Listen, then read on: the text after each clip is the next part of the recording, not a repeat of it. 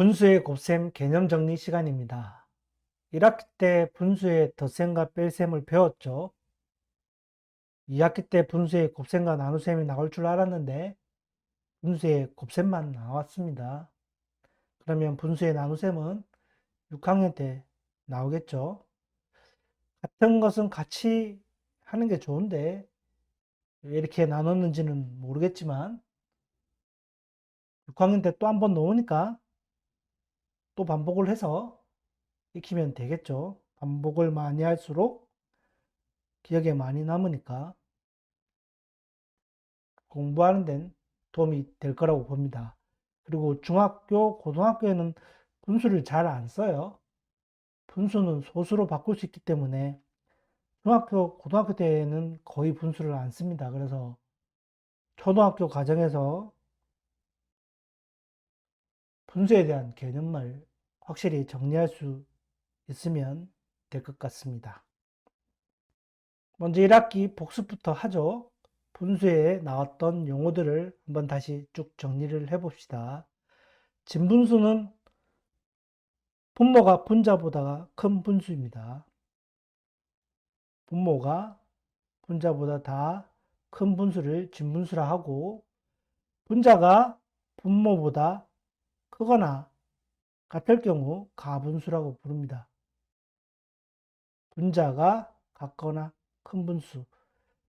기하분수는 약분이 끝난 분수. 더 이상 분자 분모를 나눌 수 없을 때까지 만든 분수를 기하분수라고 합니다. 그리고 대분수, 자연수와 분수의 합으로 이루어진 분수입니다. 2와 4분의 3은 2 더하기 4분의 3입니다. 곱하기가 아니에요. 더하기라는 거 꼭 기억해 두도록 합시다. 분수의 덧셈과 뺄셈은 계산하는 방법은 분모를 통분한 후 분자끼리 더하거나 빼면 됩니다. 통분이라 함은 분모를 같게 만드는 거죠. 그렇게 같게 만든 분모를 공통분모라고 했습니다. 방법은 분모의 최소 공배수로 맞추는 방법이 있고, 귀찮으면 분모를 서로 곱하면 같은 값이 되니까 분모를 그냥 곱해서 공통분모를 만드는 방법이 있을 수 있습니다. 예제처럼 4분의 3 더하기 6분의 1은 두 개를 곱해버리면 되죠. 6, 4, 24니까 4분의 3은 6을 곱하고 6분의 1은 반대편 4를 곱하면 결과가 12분의 11이 됩니다. 4, 6의 최소 공배수는 12죠. 그래서 분모를 12로 맞춰주면 됩니다. 분모가 4일 경우에는 3을 곱해주고 분모가 6일 경우에는 2를 곱해서 12분의 11이란 값이 나왔습니다. 그래서 분수의 덧셈과 뺄셈은 분모를 같게 하고 더하거나 빼면 된다. 그렇게 기억하면 될 것 같네요. 그럼 분수의 곱셈. 분수의 곱셈은 아주 간단합니다. 계산 방법은 분모끼리 곱하고 분자끼리 곱하면 됩니다. 더 간단하게 외우자면 끼리끼리 곱한다. 이렇게 기억해 두면 됩니다. 그래서 분수의 곱셈은 끼리끼리 곱한다. 분모끼리, 분자끼리 곱하면 끝입니다. 여기서 수업을 마쳐도 됩니다. 그러면 곤란하겠죠? 그래서 조금 더 들어가 보기로 하죠. 나올 수 있는 경우의 수를 쭉 정리를 해 드릴게요. 분수랑 자연수를 곱하는 경우가 있을 거예요. 들어가기 앞서서 2 곱하기 3은 6이죠. 그럼 무슨 의미냐면 2를 3번 더했다는 겁니다. 2 곱하기 3의 의미는 2를 3번 더했다는 의미와 같아요. 그래서 4분의 1 곱하기 3은 뭐다? 4분의 1을 3번 더한 값입니다. 그래서 4분의 3이 되는 거예요. 계산 방법으로 대입을 해보면 4분의 1 곱하기 3은 자연수 3은 1분의 3이라고 분수로 표현할 수가 있습니다. 5는 1분의 5겠죠. 모든 자연수는 분수로도 표현할 수가 있어요. 분수로 표현해보면 그 다음에 뭐다? 분모끼리 곱하고 분자끼리 곱하면 되죠. 그래서 4분의 3이 됩니다. 두 번째 경우는 분수 곱하기 분수가 있을 수 있겠죠. 그래서 3분의 1 곱하기 4분의 1이 있다고 치면 분모끼리 곱하고 분자끼리 곱하면 됩니다. 그래서 12분의 1이 되죠. 분수의 곱셈을 별도의 단원으로 만든 이유는 분수 곱하기 분수 때문입니다. 분자가 같죠, 1로? 분자가 1로 같습니다. 그러면 분모가 큰 게 작죠? 분모가 작은 숫자가 큽니다. 피자를 생각해 보세요. 피자를 3등분한 거에 클까요? 피자를 12조각으로 만든 게 클까요? 작은 게 큽니다. 그래서 분모가 작은 게 크다. 곱셈은 커지는데 분수의 곱셈은 작아졌어요. 값이 작아질 수 있다. 그래서 별도의 단원으로 만든 것으로 이해를 하면 될 것 같네요. 좀 더 이해를 돕자면 그림으로 그려보면 가장 이해하기가 빠르기 때문에 그림으로 한번 그려보겠습니다. 3분의 1은 뭐죠? 전체 직사각형이 있다고 했을 때 대조각으로 나눈 한 개죠. 3분의 1을 그림으로 표현하면 이렇게 표현할 수가 있겠습니다. 이 3분의 1을 4분의 1은 뭐죠? 4조각으로 나누었다는 얘기예요. 4조각으로 나눈 것 중에 한 개. 이해가 되나요? 3분의 1에서 4분의 1을 곱하란 것은 4조각. 4개로 쪼갰죠? 4개로 쪼갠 것에 하나. 그래서 이 부분이 됩니다. 쪼개고 보니까 전체가 몇 개죠? 12개. 3 곱하기 4니까 12칸에 12칸 중에 한 개. 그래서 결과값이 12분의 1이 됩니다. 한 번 더 해볼까요? 3분의 1 곱하기 4분의 1은 뭐죠? 3분의 1에 4개로 나누고 2개를 선택하라는 얘기랑 같습니다. 그래서 12분의 2가 되겠죠. 똑같이 3분의 1의 그림에서 3분의 1이죠. 색칠한 게 3분의 1인데 이를 4조각으로 나누고 몇 개?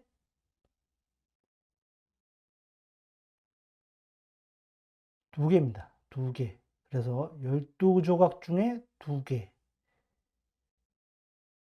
이해가 되시나요? 네, 12분의 2로 표시하면 안 되죠. 기하분수로 답을 표시를 하도록 합시다. 6분의 1이 됩니다. 세 번째 경우는 대분수가 포함된 곱셈입니다. 모든 경우를 다 해결할 수 있는 방법은 대분수를 가분수로 바꾸면 끝이에요. 3 곱하기 1과 5분의 2가 있으면 1과 5분의 2가 대분수죠. 대분수를 가분수로 바꾸면 첫 번째 경우수가 똑같아져요. 그래서 그냥 곱하면 됩니다. 1분의 3이니까 그냥 분자로 곱하면 돼요. 3, 7, 21. 그래서 4와 5분의 1이 됩니다. 그런데 용어 정리할 때 대분수는 뭐라고 했죠? 더하기라고 했어요. 그래서 3 곱하기 1 더하기 5분의 1로 표시할 수 있습니다. 괄호로 묶어낼 수 있지만 다시 풀 수가 있어요. 어떻게? 각각 곱하면 됩니다. 그래서 첫 번째, 3 곱하기 1 더하기 3 곱하기 5분의 2 이렇게 표시를 할 수가 있겠죠. 반대로 3 곱하기가 공통으로 보이면 묶을 수 있겠죠. 이렇게 3 곱하기 앞으로 묶고 가로 열고 남는 거 1 더하기 5분의 2. 우리가 묶는 것은 많이 해봤는데 이렇게 푸는 건 잘 안 익숙할 수가 있어요. 연습을 꼭 해보세요. 어떻게? 하나씩 다 곱한다. 곱하거나 나눗셈일 때는 나누면 되겠죠. 하나씩, 하나씩 다 곱하면 됩니다. 가로가 있을 때는 그렇게 연산을 한다는 거 꼭 기억해 둬야 됩니다. 중학교, 고등학교, 대학교 계속 나와 이런 방법은 공통된 연산 방법이기 때문에 가로를 묶고 풀고 하는 것은 수학에서 많이 쓰입니다. 그래서 연습을 많이 해봐야 돼요. 그래서 풀어보면 3 더하기 5분의 6이죠. 그러면 3 더하기 1과 5분의 1이니까 4와 5분의 1이 됩니다. 그래서 귀찮으면 대분수를 무조건 가분수로 바꿔서 계산하면 되고 이렇게 풀라는 문제가 있을 수가 있어요. 그래서 대분수를 더하기로 분리해서 푸는 방법도 있다는 거 기억해 둬야 됩니다. 그러면 분수의 곱셈에 대한 경우의 수는 다 한 것 같네요. 분수의 곱셈을 빠르게 하기라고 표현을 하긴 했는데 곱셈을 할 때 미리 연산하면 빨라집니다. 무슨 얘기냐면 9분의 4는 뭐죠? 4 나누기 9예요. 분수는 나누기의 표현 방법입니다. 4 나누기 9를 9분의 4라고 표현할 수 있는 거예요. 나눗셈이 분수가 된다. 그 의미입니다. 9분의 4는 4를 9로 나눴다는 의미예요. 이걸 기억해야 됩니다. 9분의 4 곱하기 8분의 5는 분모끼리 곱하고 분자끼리 곱하면 되죠. 그래서 72분의 20이 나옵니다. 약분을 하면 4로 나눠질 거예요. 4로 나누면 5, 18이 되겠죠. 18분의 5가 답이 되는데 약분을 또 해야 되잖아요. 분수가 나눗셈이니까 분자 분모를 나눌 수 있는 게 있으면 미리 나눠도 됩니다. 무슨 말이냐면 4와 8을 나눌 수가 있잖아요. 4와 8을 나눌 수가 있어요. 그러면 9 곱하기 2, 1 곱하기 5로 바뀔 수가 있겠죠. 4를 나눈 거예요. 4 나누기 4는 1이고 8 나누기 4는 2잖아요. 미리 계산을 해 놓는 겁니다. 그러면 9, 2, 18, 1 곱하기 5는 5. 결과가 같아진다는 거죠. 연산을 다 하고 약분을 해도 되는데 미리 나눌 수 있는 게 있으면 나눠주면 따로 약분을 할 필요가 없다는 거죠. 그래서 빠르게 계산을 할 수가 있습니다.